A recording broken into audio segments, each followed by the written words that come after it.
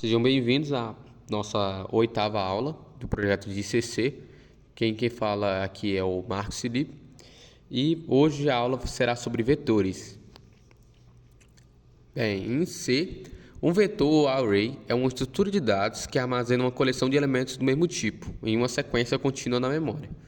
Isso significa que ela pode armazenar múltiplos valores de uma variável do mesmo tipo e um único nome. Como, por exemplo, você pode declarar uma variável chamada números inteiros, e basicamente do tipo inteiro, né, do tipo int, e dentro dessa variável você consegue armazenar vários números em sequência. Como, por exemplo, você pode armazenar o número 10, o número 100 e o número 1000, tudo numa mesma variável. Aí, na hora de você usar, é só você acrescentar o nome da variável e o índice, que é a ordem com que você colocou os valores, como os valores estão alocados na memória. Bem, né? As características principais do vetor na sua declaração, você precisa declarar o tipo dos dados do elemento de um vetor. Quando você escolhe o tipo, você não pode colocar, ele não é multivalorado, você não pode colocar múltiplos valores diferentes. Por exemplo, no vetor de int, você não consegue colocar int e float, ele só armazena int. Agora, num vetor de chá, você não consegue colocar nenhum tipo de número normal, só se for número por caractere mesmo. E outra coisa importante sobre o vetor é o nome que você vai dar para ele, que é basicamente o nome da sua variável. E outra coisa muito importante é o tamanho, que é a quantidade de elementos que um vetor pode armazenar. Se por acaso você colocar mais elementos do que o vetor tem de espaço, o comportamento dele vai ser indefinido e vai acarretar muito erros no seu código. Porém, se você colocar menos elementos do que ele tem disponível, os elementos que você não colocar, ele vai setar como zero ou como nada. Basicamente, por exemplo, se você declara números 5, por exemplo, aí você consegue colocar só 5 números. Se você tentar colocar o sexto número, quando você chamar ou tentar usar esse sexto número, ele vai ser indefinido ou ele vai dar erro no programa na hora, vai fechar na hora. Porém, se você colocar número 5 e colocar só dois números, ele vai escrever normalmente onde você quer colocar esses dois números e nos outros três números que estão faltando, né? Ele vai escrever como zero. Para você alocar as variáveis, inicializar seus vetores manualmente, você consegue fazer isso na declaração ou depois através de um alocamento. Colocando eles manualmente, você coloca entre chaves e vai colocando o que você quer que seja alocado e ponto e coloca separando por vírgula. E essa ordem que você colocar vai ser a ordem que eles vão estar no vetor. Como o vetor começa com todo número zero, o primeiro número que você alocar vai ser o zero, depois vem o 1, 2, 3, 4 e assim sucessivamente. Se você quiser colocar só parcialmente, você só coloca entre chaves e coloca a quantidade que você quiser colocar. Agora, se você quiser criar um vetor sem especificar o tamanho que ele tem, você declara o vetor, só que você não coloca nenhuma coisa dentro dos seus colchetes. Assim você vai ter uma alocação meio que semidinâmica. Não é dinâmica total, porque para isso você teria que usar um ponteiro, usar um malloc e esse tipo de coisa, que não é o interesse dessa aula. É só sobre vetores e as suas características tipo fundamentais. Mas fique sabendo que dá para fazer isso também. Porém, porque você consegue declarar um vetor sem especificar o tamanho, só que na hora da sua criação tu tem que já colocar o que vai estar dentro de cada vetor, o que vai estar dentro de cada espaço no vetor, porque você não consegue ir adicionando com o tempo. É tipo assim, tem 5 vetores nessa aqui, por exemplo. Se você tentar colocar o sexto, depois vai dar problema. Mas se você colocar junto dessa mesma linha, vai dar certo. Basicamente, para acessar os elementos de um vetor, você só declara o seu índice, o nome do vetor. Bem, para acessar os elementos dentro do vetor, você coloca o nome do vetor e entre colchetes seu índice. Seu índice vai ser a ordem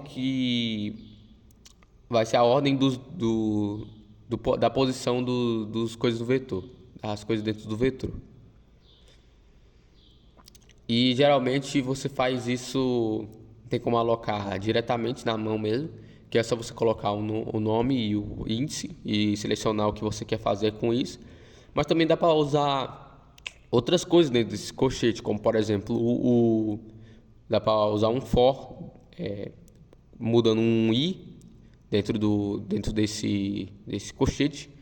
Assim, toda vez que o for gerado, ele basicamente vai criar vários i's, né? Ele vai aumentar o tamanho de i e com isso tu consegue acessar todos os valores de um vetor.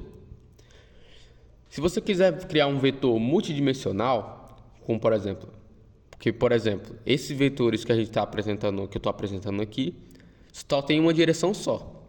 O que significa? Ele só tem uma direção. Ele é unidimensional. Ele vai em uma linha reta. Se você quiser criar um vetor multidimensional, como por exemplo, seria uma matriz, o conceito de matriz, você colocaria mais um colchete declarando o tamanho. Aí você faria um quadrado. Só que isso vai ficar para a próxima aula sobre matriz. Mas fique sabendo que meio que um spoilerzinho da próxima aula.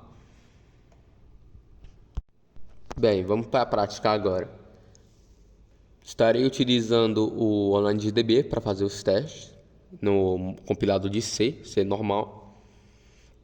E para isso, dentro da minha main, eu vou criar um int vetor 5 e vou inicializar ele com o número 10, 20, 30, 40 e 50. O que significa, no vetor 0, vetor colchete 0 vai estar 10. No vetor colchete 1 vai estar o 20, 30, 40 e 50, sucessivamente. E para mostrar a questão de revelar todos os números de uma vez só, de uma forma automática, eu vou utilizar um for que vai até 5. E com isso eu vou conseguir mudando esse i, né? O i vai ficar alternando, vai ficar sendo incrementado. Com isso mudando o vetor que você está querendo escolher, o elemento que você está querendo escolher. Como por exemplo, nesse primeiro teste, podemos ver claramente, né, que vetor 0 tá o 10, vetor 1 tá 20, 30, 40 e 50. Que nem eu tinha explicado, basicamente. Agora eu vou mostrar um teste fazendo um teste, mostrando aquela propriedade dele de você colocar, você cria um vetor maior do que números, do que a quantidade de...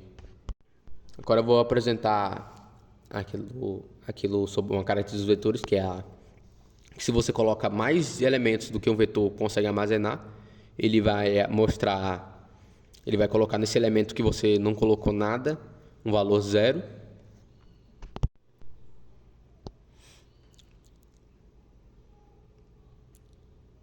Aqui, ó.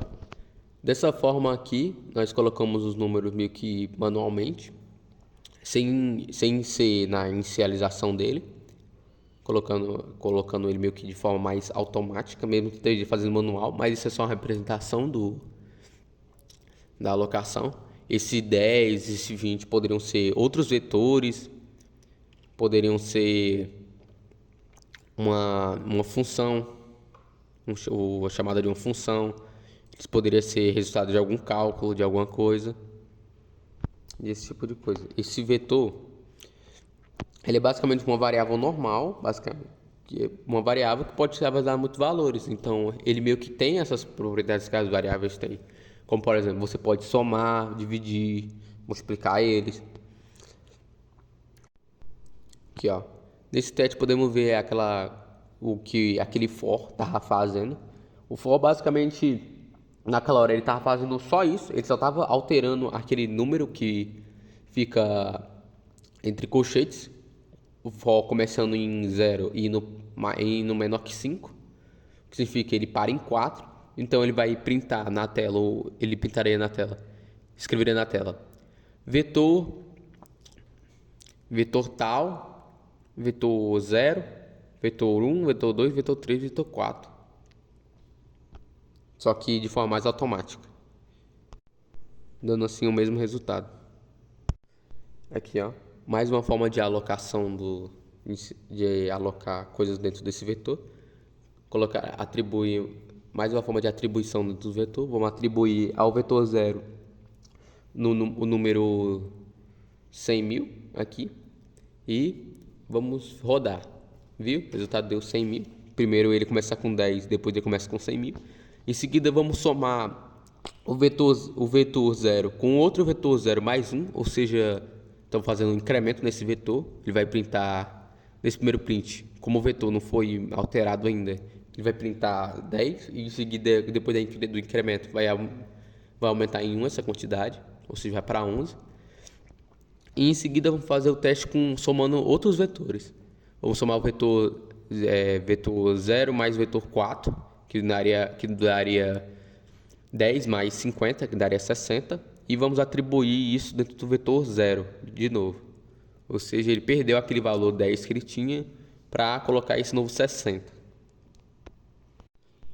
E com isso, eu termino minha aula básica sobre vetores.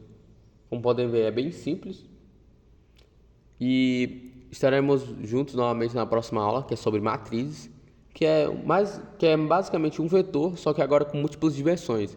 Em vez de você ter só um índice, você vai ter mais de um índice, ou seja, você consegue armazenar mais dados ainda, ou colocar um tipo primitivo de banco de dados. Ou seja, você basicamente vai associar os índices dos vetores para criar um vetor que consiga armazenar várias coisas. Como se fosse uma strict, só que com poder mais limitado.